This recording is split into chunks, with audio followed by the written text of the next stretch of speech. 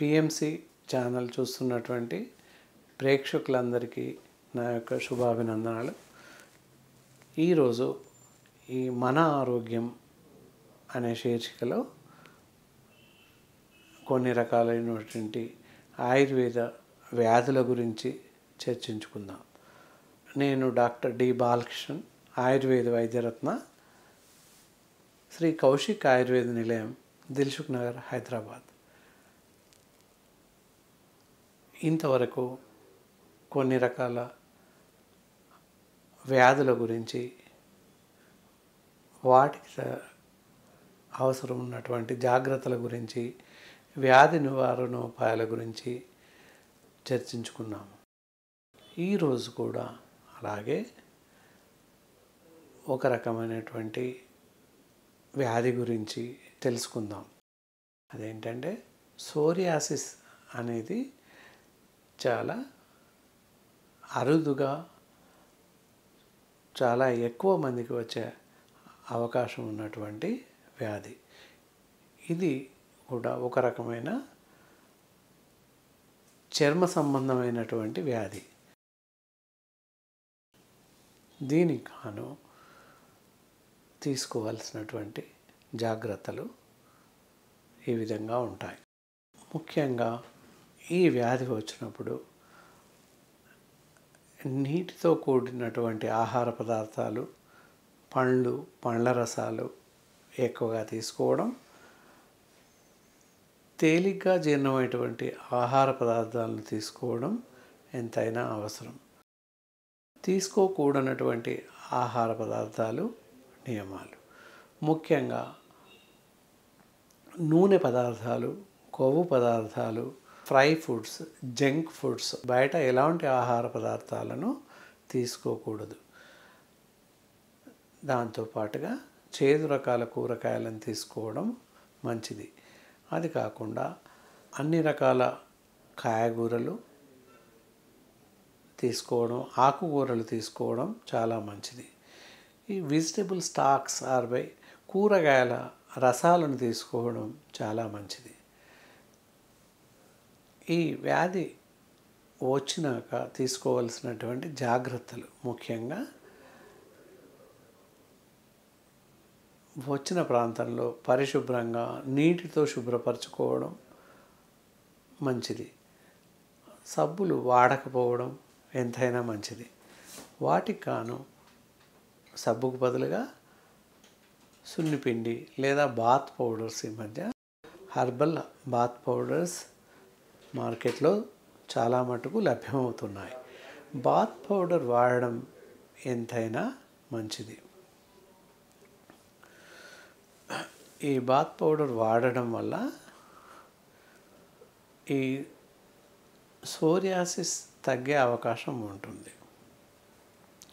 వీటి సూచనలు సోరియాసిస్ అని మనం గుర్తుపట్టడానికి అవకాశాలు: తలపైన, శరీరంలో మెడలపైన, భుజాలపైన, వీపులో, శరీరంలో చెమట ఎక్కువగా పోసేటటువంటి ప్రాంతాలలో సోరియాసిస్ ఎక్కువగా కనిపిస్తుంది.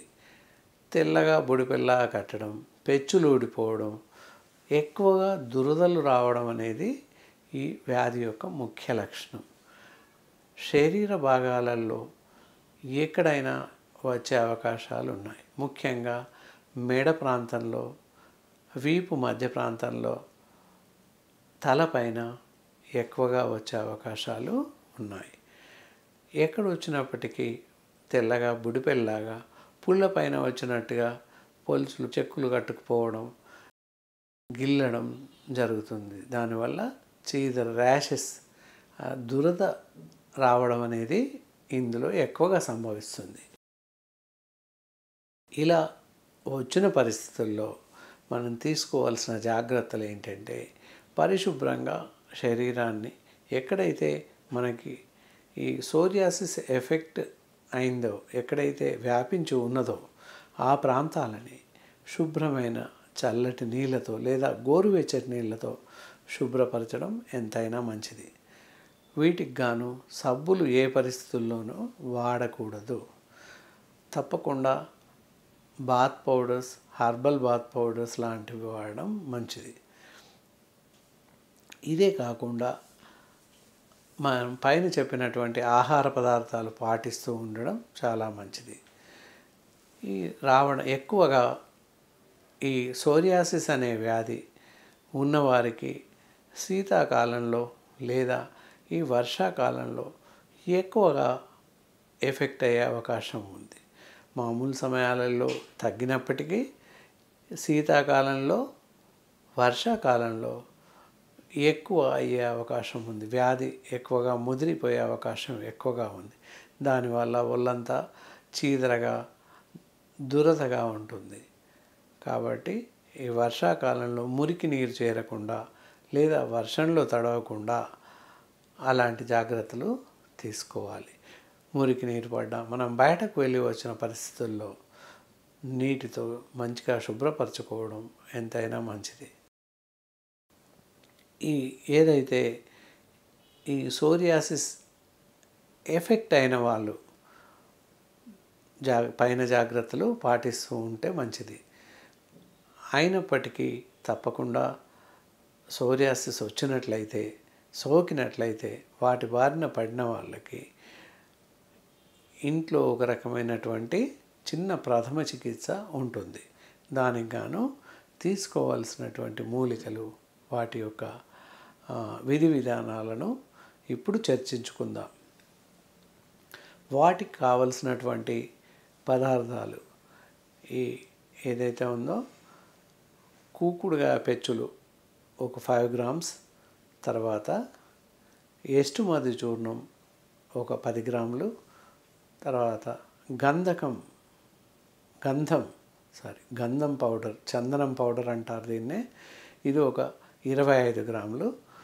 దాంతోపాటుగా మాని పసుపు ఒక 25 grams, ఆమ్లా చూర్ణం లేదా ఉసిరి పెచ్చుల చూర్ణం అంటారు, అది ఒక 20 grams. ఇలా తీసుకొని వీటిని సమపాలలో తీసుకొని పూర్తిగా దీన్ని చూర్ణించుకొని సపరేట్గా తీసుకొని అన్ని రకాల చూర్ణాలను కలిపి ఒక డబ్బాలో పెట్టుకొని అవసరమైనప్పుడు ఈ చూర్ణాలను తీసుకొని నువ్వుల నూనెలో కలిపి పేస్ట్ లాగా తయారు చేసి ఎక్కడెక్కడైతే మనకి ఈ సోరియాసిస్ ఎఫెక్ట్ అయింది, ఎక్కడెక్కడైతే వ్యాపించి ఉందో శరీర భాగాలలో, ఆ ప్రాంతాలలో ఇలా తయారు చేసుకున్నటువంటి మిశ్రమాన్ని అప్లై చేసినట్లయితే క్రమేణా తగ్గిపోతుంది. ఇలా రోజు ఉదయం ఒకమారు, సాయంత్రం ఒకమారు ఎఫెక్టెడ్ ఏరియా, వ్యాపించున్నటువంటి ప్రాంతాలలో, శరీర భాగాలలో ఇలా తయారు చేసినటువంటి క్రీమ్ని, హెర్బల్ పేస్ట్ని అప్లై చేసి ఒక 20 నిమిషాలు, 15 నుంచి 20 నిమిషాల వరకు ఉంచి ఆ తర్వాత చల్లని నీటితో శుభ్రపరచుకుంటూ ఉండడం వల్ల తగ్గిపోయే అవకాశాలు ఉన్నాయి. ఇలా పూర్తి తగ్గే వరకు మనం పెట్టినట్లయితే మొత్తం తగ్గిపోయే అవకాశం ఉంది. అప్పటికి తగ్గని పరిస్థితుల్లో మంచి అనుభవజ్ఞులైనటువంటి ఆయుర్వేద వైద్య నిపుణులను, ఆయుర్వేద డాక్టర్లను సంప్రదించినట్లయితే వారు ఈ సోరియాసిస్ గల కారణాలను, దానికి సంబంధించినటువంటి లక్షణాలను తెలుసుకొని మీకు సరిపడేటటువంటి వైద్య చికిత్సలను అందిస్తారు. కావున అలా తీసుకొని డాక్టర్లు చెప్పినటువంటి వైద్య సలహాలు పాటిస్తూ వారు సూచించినటువంటి మందులను సక్రమంగా వాడుతూ ఆహార నియమాలను పాటిస్తూ మందులను క్రమం తప్పకుండా వాడినట్లయితే ఈ సోరియాసిస్ బారిన పడకుండా కాపాడుకోవచ్చు. ఇలా వచ్చిన వ్యాధిని పూర్తిగా తగ్గించుకొని మనం కాపాడుకోవడానికి అవకాశం ఉంది. సోరియాసిస్ లక్షణాలు ఏవైతే ఉన్నాయో వచ్చాక తీసుకోవాల్సినటువంటి జాగ్రత్తలు, తీసుకోవాల్సినటువంటి ఆహార నియమాల గురించి చాలా జాగ్రత్తగా చెప్పుకోవడం జరిగింది. ఇవన్నీ కూడా ప్రేక్షకులు మీ అవసరాలను బట్టి సోరియాసిస్ వచ్చిన వాళ్ళు ఆహార నియమాలు జాగ్రత్తగా పాటిస్తూ ఇందులో చెప్పినటువంటి వైద్య చికిత్సను పాటిస్తూ తగ్గించుకోవచ్చు. లేదా వైద్యులను సంప్రదించి వారి సలహా మేరకు, వారి అభిష్టం మేరకు వాళ్ళు చెప్పినటువంటి పద్ధతుల ద్వారా మంచి మందులు వాడుతూ ఆహార నియమాలు పాటిస్తూ సోరియాసిస్ వ్యాధి వారి నుండి మిమ్మల్ని మీరు రక్షించుకుంటారని కోరుకుంటున్నాను. సో ఇంకొకటి, ఈ మధ్యకాలంలో పులిపిర్లు రావడం లేదా పింక్ కలర్ పులిపిర్లు, చిన్న చిన్న పులిపిర్లు శరీరం అంతా చాలామందికి వ్యాపిస్తున్నాయి. ముఖ్యంగా శరీర వేరు భాగాల్లో అవ్వడంలో పెద్ద తప్పేం జరగదు, కానీ నష్టం జరగదు. ముఖం పైన, కళ్ళపైన, చెంపలపైన, ముఖంలో ఏ ప్రాంతంలో అయినప్పటికీ ఇవి అందవిహీనంగా, వికారంగా కనిపించే అవకాశం ఉంది.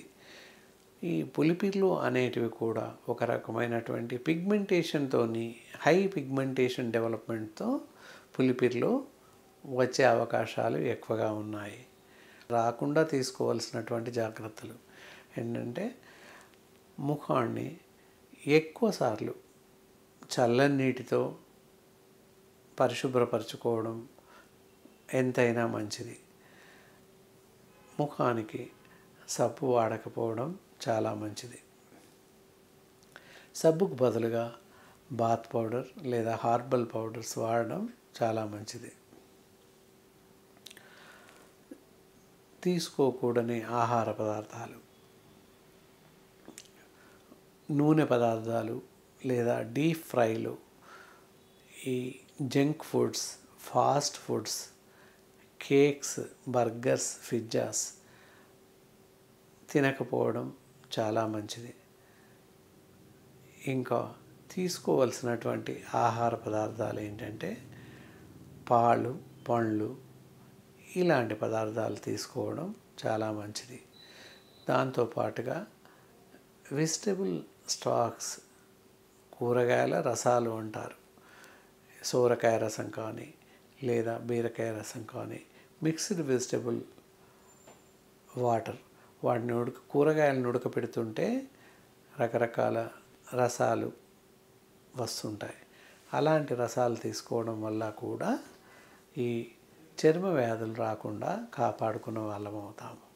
కాబట్టి వారంలో ఒకసారి లేదా 2 సార్లు, 3 పర్యాయాలు, అట్లీస్ట్ 3 రోజులకు ఒక మారైన కూరగాయల రసాలను తీసుకోవడం, వాటితో ఉడకబెట్టగా వచ్చినటువంటి నీటిని 1 కప్పు ఉదయం, 1 కప్పు సాయంత్రము తాగినట్లయితే దాదాపుగా అన్ని రకాల చర్మ వ్యాధుల నుండి కాపాడుకునే అవకాశం ఉంది.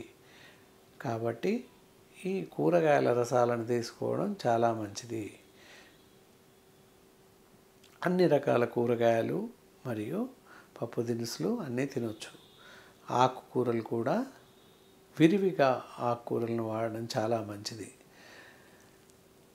అయినప్పటికీ ఈ ముఖం పైన, చర్మం పైన అక్కడక్కడ పులిపిర్లు వస్తుంటాయి. వచ్చాక తీసుకోవాల్సినటువంటి జాగ్రత్తలు ఏంటంటే, నీటితో ఎక్కువగా పరిశుభ్రపరచుకోవడం, ఎండలో తిరగకపోవడం, ఎండ డైరెక్ట్గా ముఖం పైన పడకుండా చూసుకోవడం, దుమ్ము ధూళి కణాలు ముఖం పైన పడకుండా చూసుకోవడం చాలా శ్రేయస్కరం. ఇలా పులిపిర్లు వచ్చిన పరిస్థితుల్లో ముందుగా ముఖాన్ని ఎక్కువసార్లు నీటితో కడగవలను. సబ్బు లేకుండా సున్నిపిండితో లేదా బాత్ పౌడర్తో మాత్రమే శుభ్రపరచుకోవడం చాలా మంచిది. ఇలా పులిపిర్లు వచ్చిన సందర్భాల్లో హోమ్ రెమెడీస్, ఇంటి వద్దనే తయారు చేసుకునేటటువంటి చికిత్స విధానాలు కలవు. వీటిని జాగ్రత్తగా పరిశీలించి మీ ఇళ్ళలో ఈ చెప్పబడేటటువంటి ఔషధాన్ని తయారు చేసుకొని జాగ్రత్తగా వాడినట్లయితే పులిపిర్లను తగ్గించుకునే అవకాశం ఉంటుంది. ఏంటంటే, మన గోడల పక్కన, పెరడు ప్రాంతంలో లేదా చిన్న చిన్న పూల మొక్కల పక్కన, గోడల పక్కన ఒక రకమైనటువంటి చెట్లు మొలుస్తాయి, చిన్నగా ఉంటాయి. కరివేపాకు కన్నా చిన్న సైజ్ ఆకులు ఉంటాయి. కొంచెం గ్రీనిష్ రెడ్ కలర్, పింక్ కలర్లో చెట్టు కాండం ఉంటుంది. ఆకు కూడా గ్రీనిష్ రెడ్ కలర్లో ఆకు ఉంటుంది. ఆ ఆకు తుంచగానే దాని నుండి పాలు వస్తుంటాయి. మన ముఖాన్ని ముందుగా జాగ్రత్తగా కడుక్కొని పాలను పెట్టాలి. ఆ చెట్లు ఏవైతే ఉంటాయో చెట్ల ఆకులను తెంచి ఆ వచ్చినటువంటి పాలని పులిపిర్లు ఎక్కడైతే అవుతున్నాయో వాటి మొదలు ప్రాంతంలో పాలను పెట్టినట్టయితే వరుసగా పులిపిర్లు తగ్గిపోయే అవకాశం ఎంతైనా ఉంది. కాబట్టి ప్రతిరోజు ముందుగా ముఖాన్ని చాలా బాగా నీటితో పరిశుభ్రపరచుకొని ముఖం తడి ఆరిన తర్వాత ఈ చెట్టు యొక్క ఆకును తెంపితే పాలు వస్తుంటాయి. ఆ పాల చుక్కల్ని పులిపిరి ఎక్కడైతే అవుతుందో వాటి మొదలు ప్రాంతంలో పెట్టినట్టయితే పూర్తిగా తగ్గిపోయే అవకాశం ఉంది. ఈ చెట్టుని ఏదైతే ఉందో మనకి గోడల పక్కన, ఇంట్లో పూల చెట్ల పక్కన అక్కడక్కడ ఈ చెట్లు కనిపిస్తుంటాయి. ఈ మొక్కలని రెడ్డివారి నానుబాలు మొక్కగా గుర్తించడం జరిగింది. ఈ చెట్టు నుంచి వచ్చేటటువంటి ఆకులు తెంపగానే ఆకు చివరి ప్రాంతం నుంచి పాలు వస్తుంటాయి. అలా వచ్చినటువంటి పాలని పులిపిరి మొదటి భాగంలో రోజు పెట్టినట్టయితే క్రమం తప్పకుండా పులిపిర్లు తగ్గిపోయే అవకాశం ఎంతైనా ఉంది. ఈ విధంగా తగ్గే వరకు మనం చెట్టు యొక్క పాలను డైరెక్ట్ పెట్టడం ఎంతైనా మంచిది. ఇది కాకుండా ఇంకొక రకమైనటువంటి ఇంట్లో చేసుకునేటటువంటి వైద్య చికిత్సా విధానం కలదు. దీనికి కావలసినటువంటి పదార్థాలు మాని పసుపు, తర్వాత చందనం, తర్వాత జాజికాయ అంటారు. ఇవన్నీ సమభాగాలుగా 10 గ్రాముల వంతున అన్ని చూర్ణాలను సపరేట్గా తీసుకొని అన్నింటినీ మంచిగా కలిపి ఒక డబ్బాలో ఎత్తిపెట్టుకునవలెను. దాని తర్వాత మనకి పులిపిర్లు ఎక్కడైతే ఎఫెక్ట్ అయినాయో ఆ ప్రాంతాలలో నీటితో శుభ్రపరచుకునవలెను. ఆ తర్వాత నీరు ఆరిపోయే విధంగా పూర్తిగా ఆరిపోయిన తర్వాత మనం ఇలా తయారు చేసుకున్నటువంటి మందు ఏదైతే ఉందో మాని పసుపు, గంధం, జాజికాయ పౌడర్తో తయారు చేస్తున్నటువంటి మందు ఉంది కనుక వాటికి కొన్ని పాలను కలిపి మనకు అవసరం ఉన్నంత మేర మందును చిన్న ప్లేట్లో కానీ ఇందులో తీసుకుని దానికి సరిపడేటటువంటి పచ్చి పాలను కలిపి పేస్ట్ లాగా తయారు చేసి మనకు ఎక్కడైతే పులిపిర్లు ఉన్నాయో ఆ ప్రాంతంలో ఈ తయారు చేసుకున్నటువంటి పేస్ట్ పెట్టినట్టయితే చాలా మంచిది. ఇలా ఈ పేస్ట్ను అప్లై చేసి 10 నుంచి 20 నిమిషాల వరకు అలాగే ఉంచి ఆ తర్వాత చల్లని నీటితో శుభ్రపరచుకోవలెను. ఇలా తగ్గే వరకు రోజు సాయంత్రం లేదా ఉదయం సాయంత్రము రోజు 2 పూటలు కూడా ఈ మందును అప్లై చేసుకొని పులిపిర్లను తగ్గించుకునే అవకాశం ఎంతైనా ఉంది. కాబట్టి ఈ విధంగా పైన తెలిపినటువంటి మందులను ఇంట్లోనే మీ చేతులతోనే పరిశుభ్రంగా తయారు చేసుకొని ఎలాంటి లొసుగులు లేకుండా మంచి మందును తయారు చేసుకొని మీరే వాడే అవకాశం ఎంతైనా ఉంది. వీటిని ఇలా తగ్గే వరకు వాడడం వల్ల మంచి లక్షణాలను, మంచి ఫలితాలను పొందే అవకాశం ఉంది. ఇలా అప్పటికీ పులిపిర్లు తగ్గలేని పరిస్థితుల్లో లేదా మందు తయారు చేసుకుని ఉపయోగించుకోలేని వారు కూడా ఆయుర్వేద వైద్యులను, డాక్టర్లను సంప్రదించి వారు సూచనల మేరకు మీరు సరి అయినటువంటి వైద్య చికిత్సలు తీసుకోవడం ఎంతైనా మంచిది. పులిపిర్లు తగ్గడం అనేది నిర్దిష్టంగా ఉంది. తప్పకుండా పులిపిర్లు వైద్య చికిత్స ద్వారా నయమవుతాయి. కాబట్టి సకాలంలో సరైన సమయంలో మీరు వైద్యులను సంప్రదించి లేదా పైన చెప్పినటువంటి వైద్య చికిత్సలను పాటిస్తూ మీకు ఎఫెక్ట్ అయినటువంటి ఈ పులిపిర్ల బారి నుండి పడకుండా తగ్గించుకునే అవకాశం ఉంది. కాబట్టి ఈ పులిపిర్లను మీరు తగిన సమయంలో తగిన జాగ్రత్తలు తీసుకొని వాటి బారిన పడకుండా, ఒకవేళ ఎఫెక్ట్ అయినట్టయితే సరైన చికిత్సలు తీసుకొని తగ్గించుకునే అవకాశం ఎంతైనా ఉంది. కాబట్టి పూర్తి చికిత్సలు తీసుకొని ఈ వైద్య విధానాలను పాటిస్తూ, ఆహార నియమాలను పాటిస్తూ మీ లక్షణాలను తగ్గించుకుంటూ ఉండడం ఎంతైనా మంచిది. ఈ వ్యాధి ఎఫెక్ట్ అయిన వారు, ఈ వ్యాధి బారిన పడినవారు పైన తెలిపినటువంటి చికిత్సలను పాటిస్తూ పూర్తి నిబద్ధతతో, జాగ్రత్తతో మెగులుకొని మందులు వాడడం ఎంతైనా మంచిది. ఇవి వాడుతూ మీ ఆరోగ్యాన్ని సక్రమంగా కాపాడుకుంటారని ఆశిస్తున్నాను. ఇంతసేపు మనం పులిపిర్ల గురించి, వాటి యొక్క నివారణోపాయాలు, వ్యాధి వచ్చాక తీసుకోవాల్సినటువంటి జాగ్రత్తల గురించి చెప్పుకున్నాం. ఈ విధంగా చెప్పినటువంటి జాగ్రత్తలు, తర్వాత ఔషధ సేవన విధానం జాగ్రత్తగా పాటిస్తూ ఈ పులిపిర్ల బారి నుండి పడకుండా మీకు వచ్చినట్లయితే తగ్గించుకుంటారని ఆశిస్తున్నాను. దాంతోపాటుగా ఇప్పుడు ఇంకొక విధమైనటువంటి చిన్న చర్మ వ్యాధి, అది కూడా ఎండ దెబ్బ, సన్సైట్ అంటాం. ఎండలో వెళ్ళినప్పుడు నుదురు ప్రాంతం అంతా మండినట్టుగా నల్లబారిపోవడం లేదా మాడిపోవడం జరుగుతుంది. దానికి గాను ఎండలో వెళ్ళినప్పుడు జాగ్రత్తలు పాటించడం, క్యాప్ పెట్టుకోవడం, లేదా 2 వీలర్స్ పైన వెళ్ళినైతే హెల్మెట్స్ ధరించడం లాంటివి చేయడం ఎంతైనా మంచిది. ఎండ దెబ్బ పడకుండా, ఎండ డైరెక్ట్గా ముఖం పైన పడకుండా చూసుకోవడం ఎంతైనా మంచిది. దానికి గాను అవసరమైతే గొడుగు తీసుకొని వెళ్ళడం చాలా మంచిది. గొడుగు తీసుకొని వెళ్ళినట్టయితే వాతావరణ పరిస్థితులకి చాలా అనుకూలంగా ఉంటుంది. ఎండ పడకుండా కాపాడుతుంది. ఒకవేళ వర్షం పడితే వర్షం బారిన పడకుండా కాపాడుతుంది. దుమ్ము ధూళి నుంచి కూడా ప్రొటెక్షన్స్ జాగ్రత్తగా ఉంటుంది. కాబట్టి గొడుగు తీసుకొని వెళ్ళడం ఎంతైనా మంచిది. వేసవి కాలంలో చాలామంది వర్షాకాలంలో లేదా వానాకాలంలో గొడుగు తీసుకొని వెళ్తుంటాం. ఎండాకాలంలో అంటే వేసవి కాలంలో గొడుగు తీసుకునే ప్రయత్నం ఎవరము చేయము. ఎందుకంటే ఏం కాదులే అని చెప్పేసి వెళ్ళిపోతాం. దానివల్ల ఎండ వేడిమి నుదురు ప్రాంతంలో ఎక్కువగా పడి తలకి ఎక్కువగా ఎండ తగిలి ఎండ దెబ్బ తగిలే ప్రమాదం ఉంది.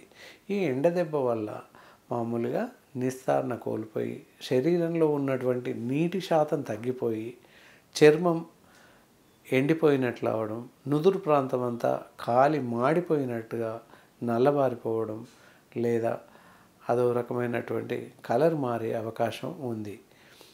కాబట్టి ఇలా సరైన జాగ్రత్తలు తీసుకుంటూ బయటకు వెళ్ళినప్పుడు కొంత నీటిని ఎక్కువగా తాగడం, శీతల పానీయం తాగడం, లేదా పళ్ళరసాలు తీసుకోవడం మంచిది.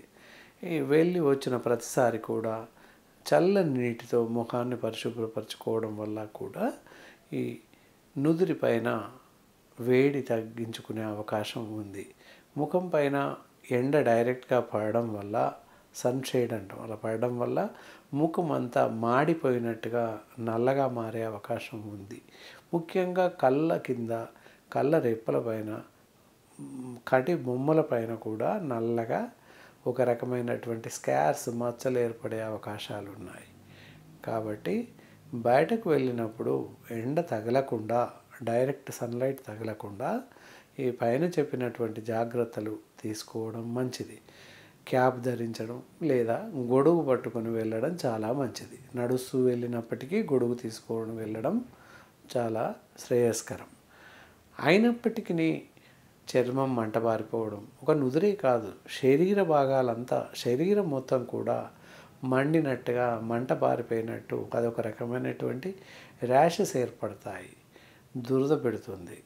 ఇలాంటి పరిస్థితుల్లో మనం తీసుకోవాల్సినటువంటి ఆహార పదార్థాలు ఏంటంటే సరైనటువంటి పళ్ళ రసాలు తీసుకోవడం, ఎక్కువసార్లు రోజులో ఎక్కువసార్లు నీళ్లు తాగడం, పళ్ళ రసాలు తీసుకోవడం, పండ్లు తినడం చాలా మంచిది.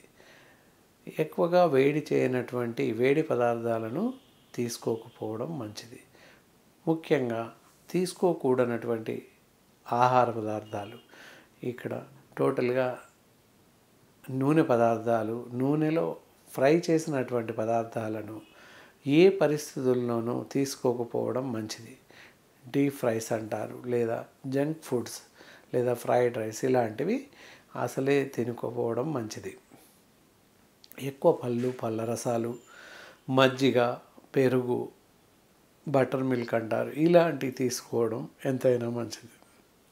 దీనివల్ల ఈ సన్షీడ్ నుంచి, వేడి బారి నుంచి మనల్ని మనం రక్షించుకున్న వాళ్ళం అవుతాము. కాబట్టి ఈ చెప్పినటువంటి ఆహార నియమాలను పాటిస్తూ ఉండండి. తర్వాత ఇలా ఎప్పుడైతే సన్షేడ్ ఎండ వేడిమితో ఎండ వేడిమితో నుదురు ప్రాంతం అంతా మాడిపోయినట్టు, నల్లగా కమిలినట్టు తయారవుతుంది. అలా తయారైన పరిస్థితుల్లో చర్మం మొత్తం చిరచిరలాడడం, మండడం, దురదల్లాగా లేవడం సంభవిస్తుంది. ఇలా సంభవించిన పరిస్థితుల్లో ఇంట్లోనే ఒక రకమైనటువంటి మంచి ప్రాథమిక చికిత్స కలదు. దానికి కావలసినటువంటి మూలికలు: మాని పసుపు ఒక 10 గ్రాములు లేదా 20 గ్రాములు, దాంతోపాటుగా గంధం, చందనం అంటారు, అది ఒక 20 గ్రాములు తీసుకొని కర్పూరం అందులో కలిపేసి ఒక లేపనంలాగా తయారు చేసుకొని ఎక్కడెక్కడైతే మనకి నుదురు పైన ఎక్కడెక్కడ దురదలాగా అనిపిస్తుందో లేపనంగా అప్లై చేసేసి ఉన్నట్లయితే కొద్ది క్షణాల్లో చల్లబడిపోతుంది. అలా రోజు విడిచి రోజు ప్రతిసారి అలా పెట్టుకున్నట్టయితే ముఖం పైన కమిలినట్టు అవ్వడం, మాడిపోవడం తగ్గుతుంది. కాబట్టి పైన చెప్పినటువంటి ఆహార నియమాలు పాటిస్తూ, వైద్య చికిత్సలు పాటిస్తూ ఉంటే మీ లక్షణాలను, మీ చర్మ వ్యాధుల నుంచి మిమ్మల్ని మీరు కాపాడుకునే అవకాశం ఎంతైనా కాలదు. కాబట్టి ప్రేక్షకులారా, పైన చెప్పినటువంటి చర్మ వ్యాధులు వీటన్నింటి బారిన పడకుండా మిమ్మల్ని మీరు జాగ్రత్తగా కాపాడుకుంటారని ఆశిస్తూ ఈ రోజుతో ఈ కార్యక్రమం ముగిస్తున్నాను.